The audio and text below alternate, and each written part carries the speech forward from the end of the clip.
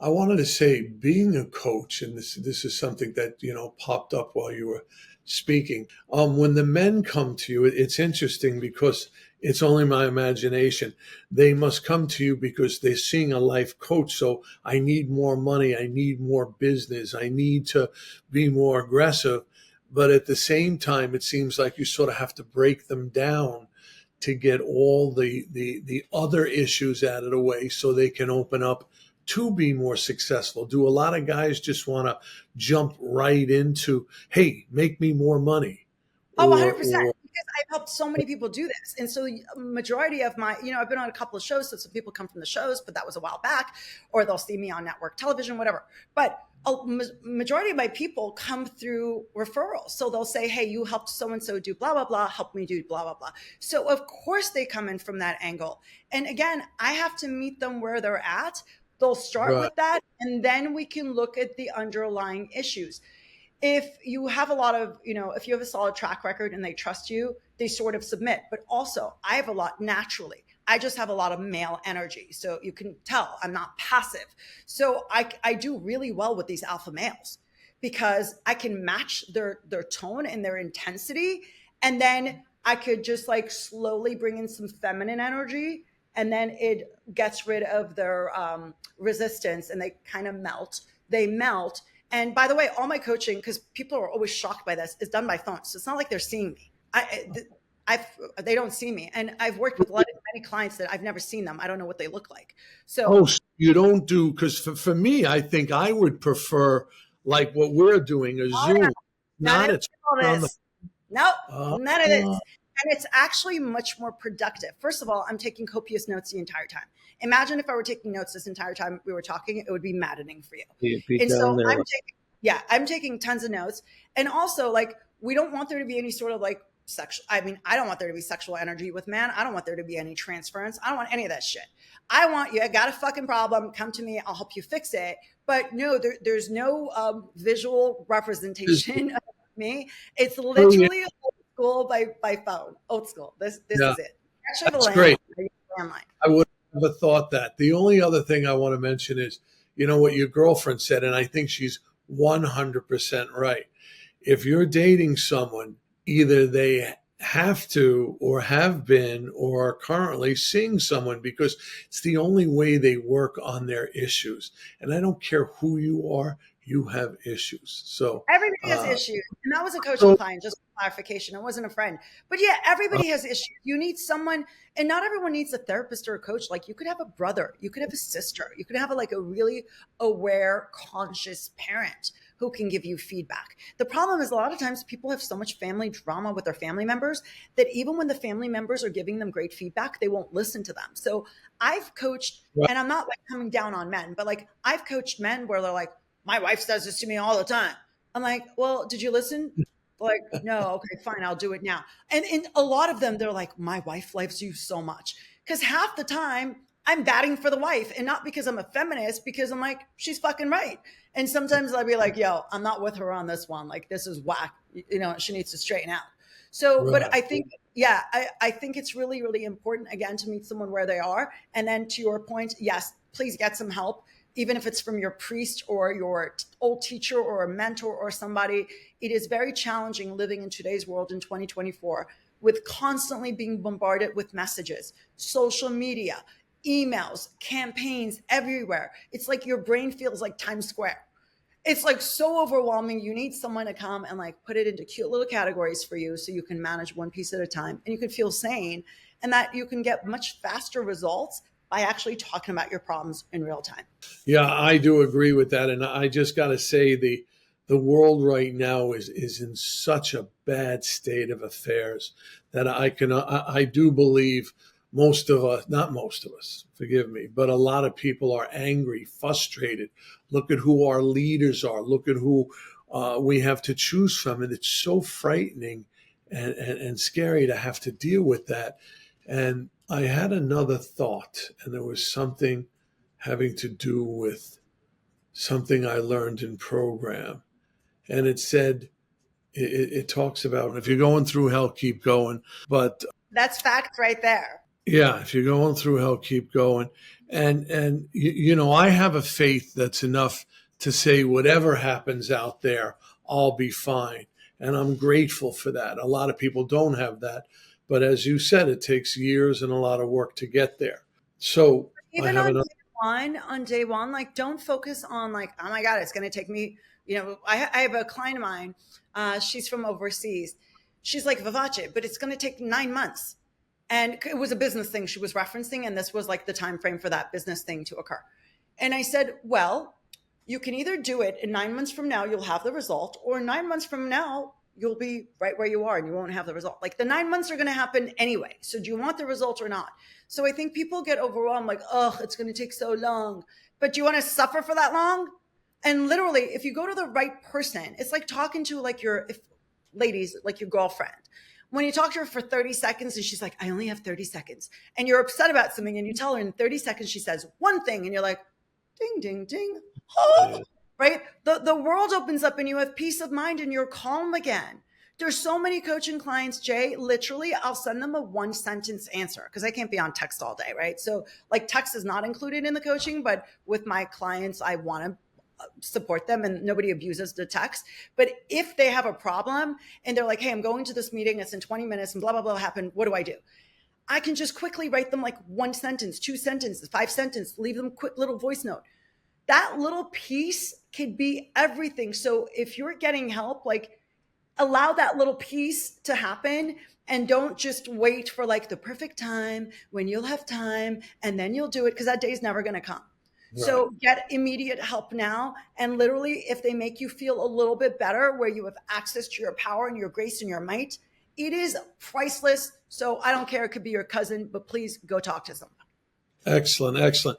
And I finally remembered what I wanted to say. So, like for myself, and this is truth when there's a lot of mayhem going on, and true serenity is peace amongst the storm, not, so the storm can be going around me.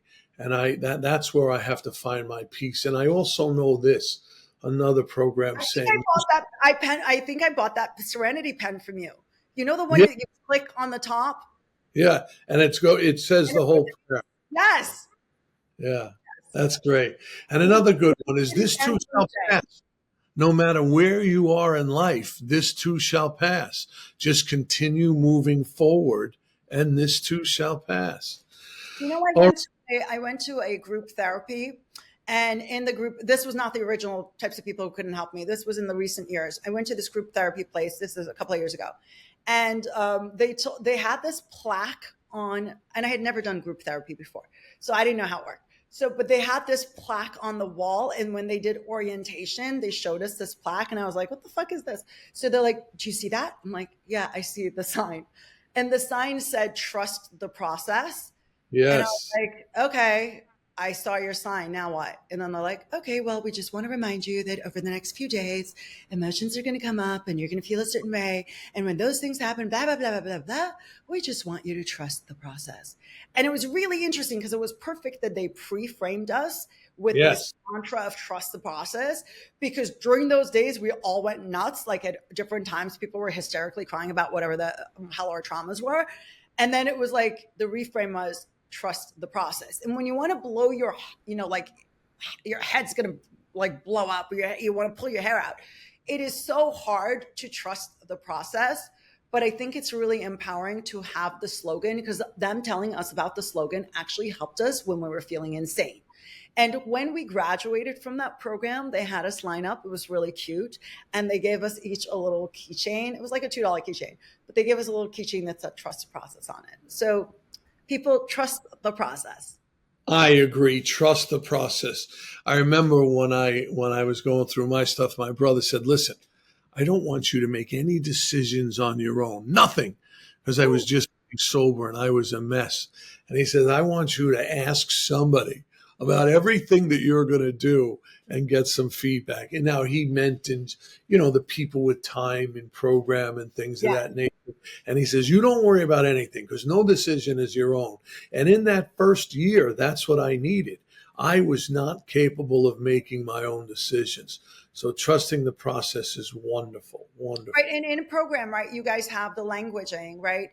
where someone comes to qualify, which means they come to share their story, right? And Absolutely. the lingo is they're going to share their experience, strength, Right. and hope.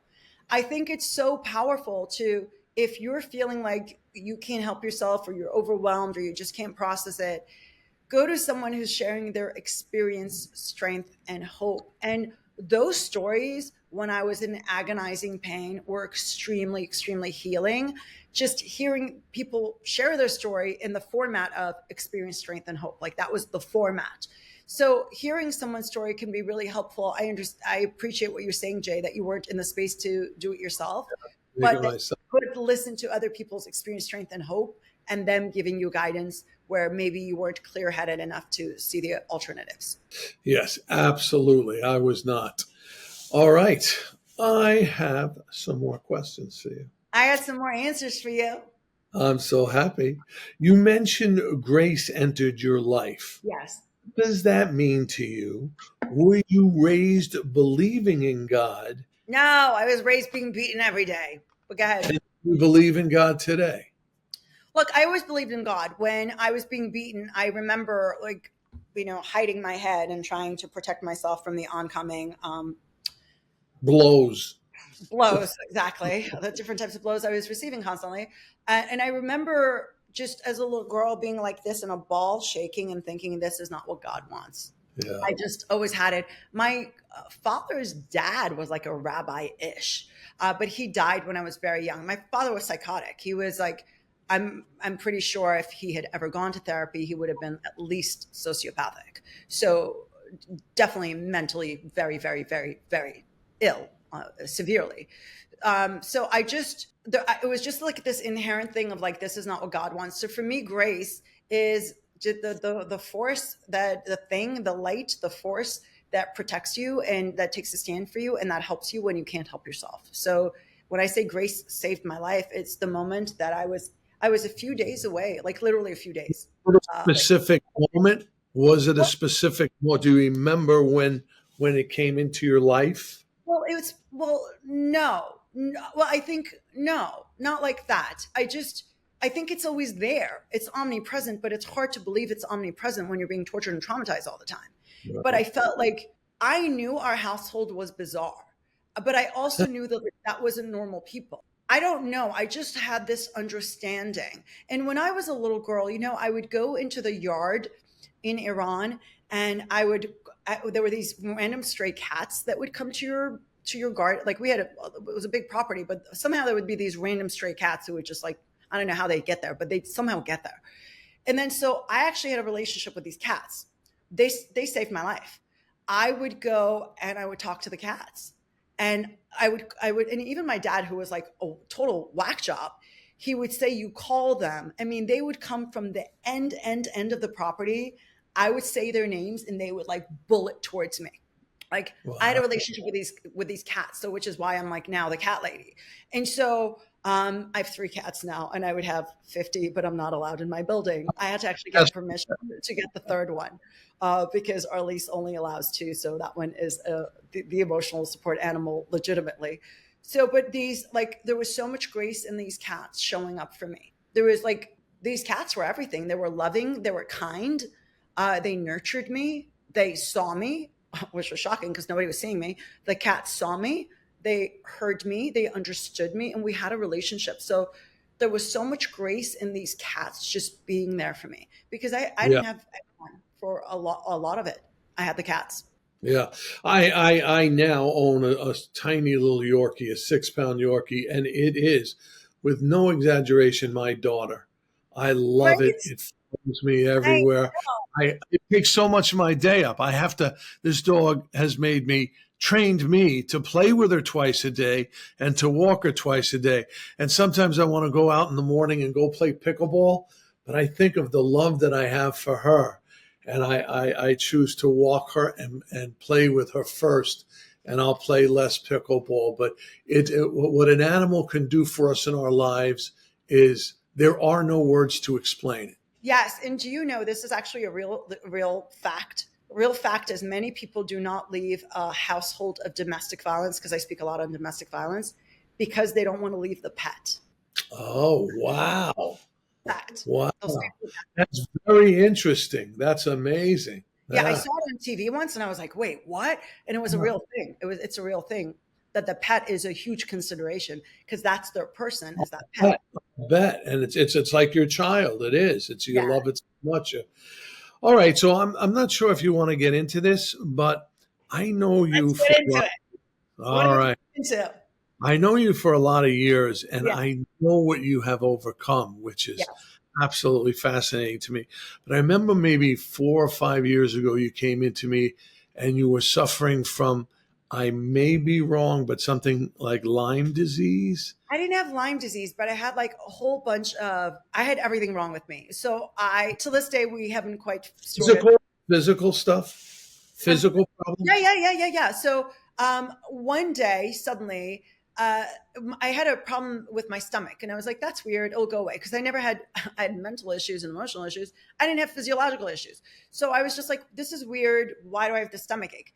And then like it got progressively worse and worse and worse and worse, where I was like feeling terrible, and I wouldn't even working in medicine. I hated doctors. I hated nurses. I hated hospitals. I didn't just want to deal with them. Right. So, but I was like, I think I should go to a doctor. Shocker. So I went with my mom. My mom, because my I couldn't understand my constellation of symptoms. And again, I had a medical license and I didn't understand what it was. Like I couldn't figure it out. And so my mom said there was this guy and this woman had some weird thing going on with her and he fixed her. So anyway, we went to Long Island. We go to this guy and he gets all my labs and it was tons of labs. If your audience has had autoimmune issues and chronic fatigue and whatever, you probably had every lab done. Anyway, I'm with her and he's looking at the labs and he said, he's like, "You're sick." And I'm like, "I'm not sick. I'm just not feeling well." Right. Because I've never had a medical issue. And he's like, "No, you're sick." And I'm like, "I am not sick." And then he said, "Do you know you could be in bed for the rest of your life?" And I was like, Oh, "Wait, what?" oh, Like, no, no, I got other issues. No. So my mom was there and she heard this conversation. And then it started in 2012 and I got progressively worse and worse and worse and worse. I had chronic fatigue for 2 years where I would just do coaching calls, cry, doctor, sleep. I slept for 2 years. I'd be so tired I couldn't get up to brush my teeth. I was so tired I couldn't go to literally we had a deli in the corner of our street and I couldn't go to the deli to buy anything. My neighbor would be nice, the same one who was going to watch my kids. She was nice, like she'd be like, "Do you need something?" I look like shit. So I've spent over $100,000 of my own money in addition to health insurance. There is like tons of issues, and I believe that when you have so much dysregulation from trauma, that somehow like the body reaches a threshold and then it gives up. And so I'm that's how obviously, you, yeah, is that obviously I'm how you got better. that from all the issues that caused They this? don't know. It was a constellation of things, and I still have some issues, and they don't know. So I went to so many different doctors. I paid ridiculous consultation fees, like $1,200 for an appointment, $800, like insane amounts of money, thousands. And no one could get to the root of it. And I will plug a book that I love. There is a book by this man. I don't know him. I have nothing to do with him, but I just love his book. His name is Jeffrey Rediger. You guys should sell this book. It's Okay. Retigr, and the book is called Cured, as in you were cured. So I found Jeffrey because I kept putting in my symptoms, and I would put my symptoms in spontaneous remission, whatever it was, spontaneous remission. And over the years, because it's been so many years, it's been 12 years, I keep Googling spontaneous remission because I'm like, I know there are people who've had cancerous tumors and they've had spontaneous remission. So why can't I make whatever this is to go away? And I tried, and that was part of the reason why I started to share my story too. I'm like, maybe it's all this pent up stuff that I've never shared before, right? Like, I was like, I'll share it. Maybe I'll heal. I shared, I didn't heal. I mean, I healed a lot. I hit like 90%, but there's still that 10% that is very upsetting on a daily level still. So I got this guy, Jeffrey Rediger's book. And in his book, he's a Harvard MD. So wasn't some rando who just wrote a book. So in this book, he has case study after case study after case study of all these people who had like inoperable tumors or whatever their malfunction was, and then they spontaneously healed. And they went through these steps. Now, I haven't been able to use it, but in fairness, I didn't fully dedicate myself to it. But there is this one chapter. It's chapter 9. It's my favorite part of the whole book.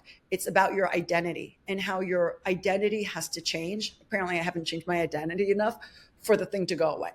So I feel 90% better. I'm actually now reminded I should go back to the book and do chapter 9 again, but I've actually done chapter 9 with my clients. Because if they come up with something, I'm like, this chapter 9, let's go to chapter 9 of Jeffrey Rediger's book. I'll use any resource to help them. So that is one thing that is really helpful. But unfortunately, I still have daily symptoms that are very unfortunate and drive me nuts. But I still say 90% is good. 90%. Yeah, but when you're never well, when Yeah. every day something bothers you and it's a physiological thing and you've spent so much time, money, resources, energy trying to fix it. And I took all these prescriptions that God knows I would never want to take, like bushels of prescriptions, bushels Really? of supplements. Yeah, I had everything done. I had like a breath test done. I had an endoscopy. I had a colonoscopy. I had a sigmoidoscopy. I had this thing you don't want to hear that I had to, like, I had everything. I had a radioisotope test where I ate a radioactive egg so they could follow the egg, like crazy shit. Like I went to a psychic medium. Like I literally tried everything I could. He was supposed to like heal people. Didn't work. Like none of this. Every day when you have a medical issue every day and it's been 12 years, it will wear on you.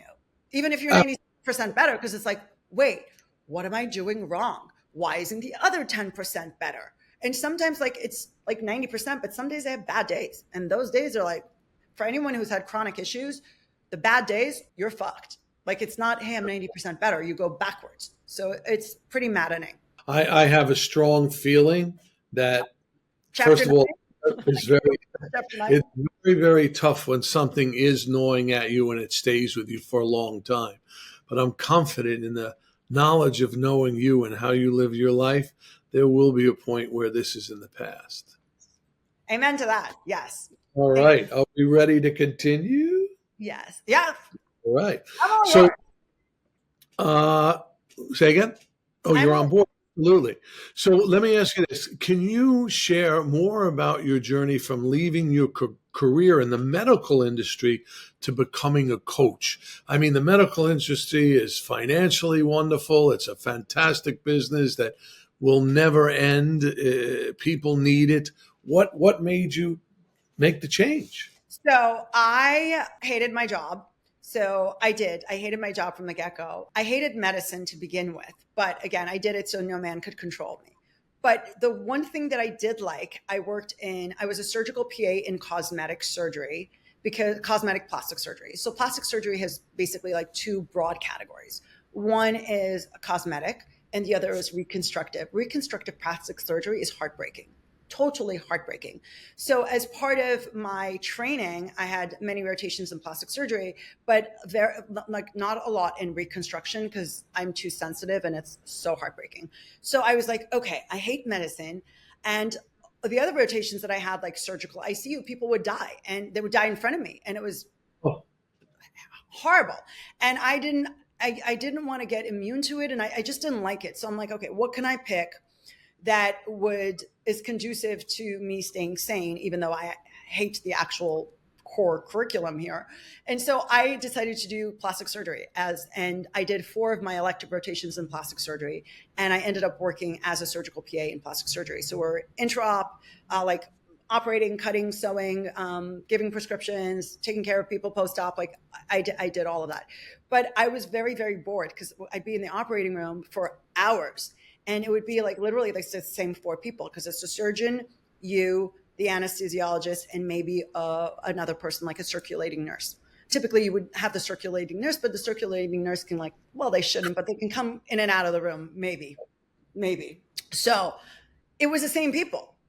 And I'm like, and you're standing in there for hours and hours and hours with these same fucking people that you've been talking to day after day after day. It's maddening. And I didn't like the work. So it's not like they had joy in the work.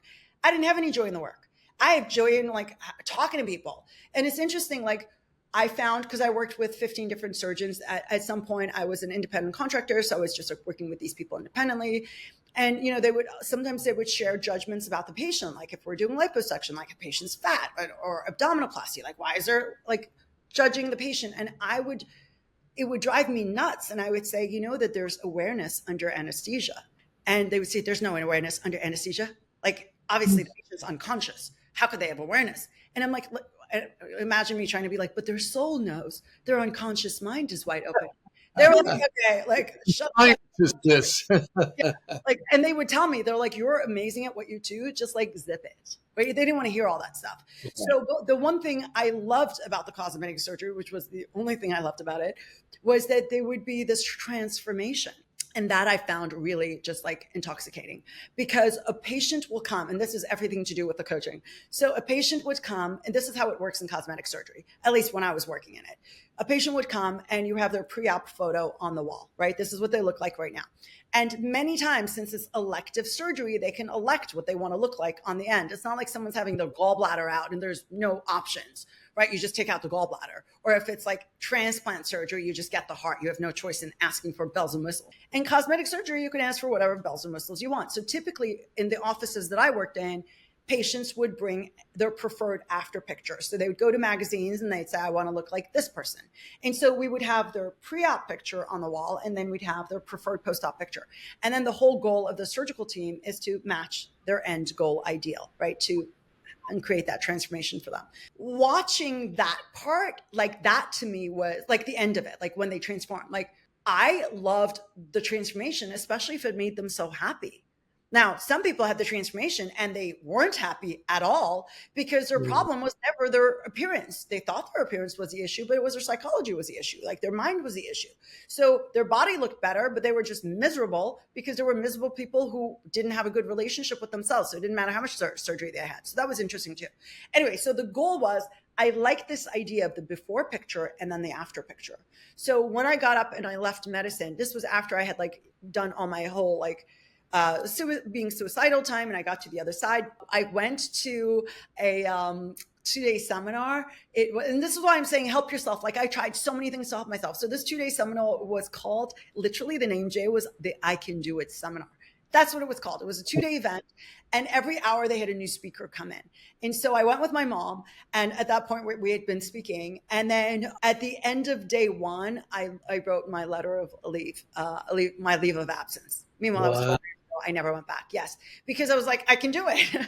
So, and I had suffered for 12 years because I felt so impotent. I felt powerless. I felt afraid. I felt like I had a real career, as you mentioned, something that would always be long lasting. I always had work. In the 12 years, do you know how much I hated medicine? In the 12 years I worked, I never had a business card because I was in denial. I wanted to have nothing to do with it. I have one photo of me wearing scrubs, and that was in a magazine that was published. I may have like a couple of other random photos here and there. Maybe somebody took of me in scrubs. I don't even know where they might be. I just didn't want to have anything to do with it. I didn't want to chronicle it. I didn't want to have anything. But I'm again, just so curious. What made you get into it then? Why did you choose medical? oh, because I wanted no man to control me. I'm not saying it's logical. I just knew that in order to have a consistent Yeah, career in my brainwashed brain, yeah. I had thought my only two brainwashed options were to either go the legal route, because that's in our community that everyone was a doctor or a lawyer. So I was brainwashed. So I was like, okay, these are the two choices. I'm not crooked enough to be an attorney, right? And so like, let me do this other thing. Now, both choices were not what I wanted to do, but I didn't know I could do what I wanted to do. Plus, I didn't have money to do what I wanted to do. So I took student loans. I was like, okay, this is a pathway. I just have to pay back the student loans. So that became a thing. So anyway, I went to that I Can Do It seminar, and then I had done it piecemeal in the past where I had done presentations and I had spoken. I had done there was a man named Bob Proctor. Some people know him from The Secret. So a million years ago, I was one of his facilitators while I was working in medicine. It was called The Science of Getting Rich. And I would do SGR for short. I would facilitate by myself in New York the SGR seminar for the whole weekend. So I'd speak 8 hours Saturday, 8 hours Sunday. So I had done it, but I had never done it as a business. And I didn't know how to do it as a business because I had medical skill sets. I didn't have marketing or sales skill sets. But I just decided I said, if I give a seminar, I had trademarked the word power seminar. So I'm like, if I give a power seminar once a month for 10 consecutive months, then I'm sure like I'll get coaching clients. And back then, which like the numbers are nowhere near each other now, but I started with, I was like, okay, what is the least amount of money that I can charge that I could just pay for my student loans? So back then I was like, if I do coaching for $97 an hour, I'll get a bunch of people there'd be like less resistance, right? And so like all these people came. And then so within one calendar year, I had gone from, and this is 12 years ago, I had gone from $97 an hour to $350 an hour. And so, and then obviously I went way above that afterwards, but I kept doing it. And the thing is like my type of coaching, I tell people we're going to do two things on every call. We're going to process and you have to take action. You can't just be like, unless someone has like severe trauma, at which point, of course, you need a lot of processing time. But by the time the people that I have who are, high functioning people who have, successful careers, but they just want more of everything. It's very important to process the feelings while you're taking action. So I was doing what I was saying. I'm like, just get up and do it. So I just got up and I did it. And then it's interesting. The next to last power seminar, the ninth power seminar, this girl came and she loved it. So the next time she brought this other girl. And then I started coaching these two girls. They were from Douglas Elliman Real Estate. And then they brought this other guy. So three random people I didn't know. So I was coaching these three random people from the same company. And then they told their manager, because I remember the girl Lisa introduced me to her manager, and she's like, maybe you could come speak at our company. And I'm like, I'm a medical person. I know nothing about real estate. What would I talk to these people about? So I was just like, whatever. So I wrote some pleasantry pack like, hi, it was nice to meet you. Thank you for the introduction. And I let it go. Anyway, these three people in a very short period of time started to make a lot of money. And their manager went to them, the same manager. And the manager said, how are you making so much money? They're like, that girl is coaching us. And he's like, get that girl in here. So then they call me to come. Not like I had a line of people wanting coaching. Like I was grateful to get anyone to come. So his name was Jeff. And I love Jeff. And I have to always share the story that Jeff was gay, because as soon as I walked in, Jeff was like, I want to marry you. And because like he was gay, I wasn't threatened by him. And I was like, okay, cute. So I did my presentation and then all these people signed up for coaching. And I was like, wait, what? And then Jeff became my brand ambassador. He became my number one ally. He connected me with, he's like, we're going to go to Brooklyn. This is 12 years ago. Brooklyn wasn't as cool and hip as it is now. He's like, let's go to Brooklyn. You're going to present there. And I didn't want to go to Brooklyn. So I was like, no, Jeff. Plus I just got all these clients, right? So I was like, I had a full roster. I was like, no, Jeff, I don't need you to go to, like, you're busy. You have 300 agents that you're managing. You don't have time to go to Brooklyn. He's like, I'm coming to your apartment. I'm picking you up. We're going to Brooklyn. And again, because he wasn't straight, like I'd be terrified if a straight man told me this, he's coming to my apartment. So like Jeff came, we went to Brooklyn. I presented there. They became the number 2 agents. And then like it blew up, like every real estate, all the major, many, I can't say all, but many of the major real estate companies were like, we don't know what you're doing, but come do it for us. And then by now I had my shtick, like I knew how to do it because I had done it. And then all these people signed up for coaching. So, but it was extremely hard. I had no proof of concept. I didn't know how to do a business. I didn't know how to process their credit cards. I didn't know why they would come. I didn't know why they would stay. I didn't know why they would refer anyone. So I know a lot of people were probably listening to this podcast or in a job that they don't want to be in and they're feeling frustrated. And the best advice for me is you have to bet on yourself. And it was terrifying to bet on myself. But once I left, I needed the money because I still had to pay for my rent and my student loans. So I was literally handing out like postcards, cheap postcards, because I had no money. I had 4 postcards made for 25 cents. I would go to the copy store down the block, and it would be 1 8.5 by 11 piece of paper that he would cut into 4. He had one of those cutter things. And I'd have these little flyers that said the name, the date, whatever the topic was. I would hand this to strangers in the street and tell them to come. I gave the invite to all the tellers at Capital One. A bunch of them came. I was very excited. If I went to a restaurant and I ate, I would include it in the check. I would just comp everyone. Because, I mean, who was paying me? How was I taking their money? But I would comp everyone. I had a Sharpie in my pocket and I say comp +2. This way I was like, a lot of people will come. So like the room would be packed with all these people who came for free. So like I paid the price. I did. You have to, one thing I learned from, I had a spiritual teacher. He said, Vivace, you have to crush your ego. And I was like, what does that mean? Because I was terrified. I'm like, what if I give the seminar and nobody comes? Because I didn't know anybody who would come, because all the people I knew were from medicine. So they were off limits. You can't go to a patient and be like, hey, you had surgery with us. Want to come to my seminar? Like, you can't do that. So, I mean, people do that, but I wasn't going to do that. So I had nobody. All the people I knew were gone. So I needed to get random people. And this is why I asked random strangers literally off the street to come. And I started my business that way. And then Jeff, who was another piece of magical grace in the world. Jeff, his husband would not want to go to events, so to like award ceremonies and stuff. So I was always his plus one. And I obviously felt safe with him to be his plus one. Again, I would never do this with a straight guy, but it was amazing, and everyone knew, so it didn't look bad for me to show up with Jeff at events. And then I had access to this brand new world. So basically, Jeff plucked me out of obscurity, put me in the middle of this world, and then I was on multiple television shows, blah blah blah. But it all goes back to Jeff, and that is grace, that is kindness. But someone can only show you kindness after you step up for yourself and you bat for yourself really hard and you crush your ego, because you have to crush your ego in order to win.